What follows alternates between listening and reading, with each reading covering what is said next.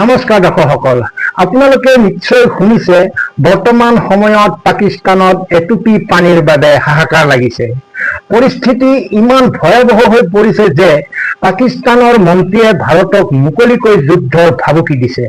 তেওঁলোকে কৈছে, আমাক পানী দিয়ক, নহলে আমি হাত কাটি দিম। ভাৰতৰ লগত পানী যুদ্ধ কৰিবলৈ আমি সাজু।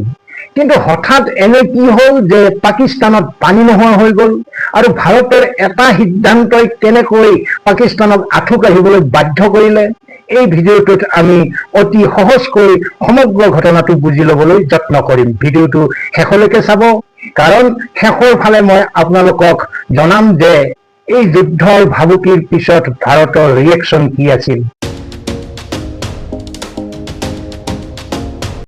আচলতে এই গোটেই খেলখন আৰম্ভ হৈছিল 1960 চনত। তেতিয়া ভাৰত আৰু পাকিস্তানৰ মাজত এটা ঐতিহাসিক চুক্তি হৈছিল, যাৰ নাম আছিল সিন্ধু জল চুক্তি। এই চুক্তি অনুসৰি সিন্ধু নদী উপত্যকাৰ 6খন নদীৰ ভিতৰত 3খনৰ পানী ভাৰতক আৰু আটাইতকৈ ডাঙৰ 3খন নদীৰ প্ৰায় 80% পানী পাকিস্তানক ব্যৱহাৰ কৰিবলৈ দিয়া হৈছিল। মন কৰিবলগীয়া কথাটো হ'ল, পাকিস্তানৰ ভাগত পৰা নদীকেইখন ভাৰতৰ জম্মু কাশ্মীৰৰ ওপৰেৰে বৈ পাকিস্তানলৈ যায়। যোৱা 60 বছৰত ভাৰত আৰু পাকিস্তানৰ মাজত কেইবাখনো ডাঙৰ যুদ্ধ হ'ল, কিন্তু ভাৰতে উদাৰতা দেখুৱাই কেতিয়াও পাকিস্তানৰ পানী বন্ধ কৰা নাছিল। কিন্তু পাকিস্তানে কি কৰিলে? পাকিস্তানে ভাৰতৰ এই উদাৰতাৰ সুযোগ গ্ৰহণ কৰি ধাৰাবাহিকভাৱে ভাৰতত সন্ত্ৰাসবাদী আক্ৰমণ চলাই থাকিল। শেহতীয়াকৈ যেতিয়া কাশ্মীৰৰ পেহেলগামত এটা ডাঙৰ সন্ত্ৰাসবাদী আক্ৰমণ হ'ল, তেতিয়া ভাৰতৰ ধৈৰ্যৰ বান্ধ ভাঙি গল। ভাৰত চৰকাৰে এটা ডাঙৰ আৰু ঐতিহাসিক সিদ্ধান্ত ললে। ভাৰতে স্পষ্টকৈ কৈ দিলে, তেজ আৰু পানী একেলগে বব নোৱাৰে। ভাৰতে 1960 চনৰ সেই পুৰণি জল চুক্তিখন স্থগিত ৰাখিলে। ভাৰতে ঘোষণা কৰিলে যে এতিয়াৰ পৰা নদীসমূহৰ নিজৰ অংশৰ পানী ভাৰতে সম্পূৰ্ণৰূপে ব্যৱহাৰ কৰিব আৰু পাকিস্তানলৈ এটুপিও অতিৰিক্ত পানী যাবলৈ দিয়া নহব। ভাৰতৰ এই এটা সিদ্ধান্তই পাকিস্তানত হাহাকাৰ লগাই দিলে।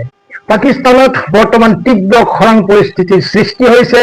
খেতি বাতি শুকাই ধ্বংস হৈ গৈছে আৰু মানুহে খাবলৈ পানী পোৱা নাই। এই ভয়তে এতিয়া পাকিস্তানৰ মন্ত্ৰী খাজা আসিফ আৰু মুছাদিক মালিকে টিভিৰ সন্মুখলৈ আহি ভাৰতক যুদ্ধৰ ভাবুকি দিছে। তেওঁলোকে বিশ্ববাসীক দেখুৱাব বিচাৰিছে যে ভাৰতে পানী বন্ধ কৰি পাকিস্তানক ধ্বংস কৰিব খুজিছে। কিন্তু ইয়াত এটা ডাঙৰ প্ৰশ্ন উদয় হয়, পাকিস্তানৰ এই জল সংকটৰ বাবে সঁচাকৈয়ে ভাৰত জগৰীয়ানে?